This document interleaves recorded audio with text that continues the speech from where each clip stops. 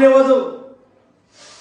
చాలా మంది దేవుని సహవాసాలైనా మర్చిపోవడానికి, దేవుని మాటలైనా విడిచిపెట్టడానికి ఇష్టపడుతున్నారు, కానీ లోక సహవాసాన్ని, లోక ప్రేమను మర్చిపోలేకపోతున్నారు, విడిచిపెట్టలేకపోతున్నారు.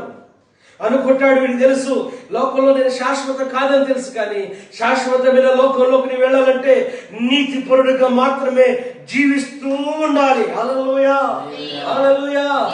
లోకము శాశ్వతం కాదని తెలుసుకున్న యేషపు శాశ్వతమైన లోకం కోసం ఆయన సందాలను విడిచిపెట్టాడు, అందాన్ని విడిచిపెట్టాడు. అందరికి మోకరించలేదు దేవుని బిడ్డ. నీవు అందరికి మోకరిస్తున్నావా? ధనానికి మోకరిస్తున్నావా? అబద్ధ సాక్ష్యానికి మోకరిస్తున్నావా? అక్రమానికి మోకరిస్తున్నావా? అక్రమ సంబంధాలకు మోకరిస్తున్నావా? అక్రమ కాండాన్ని చేర్చుకుంటూ మోకరిస్తున్నావా?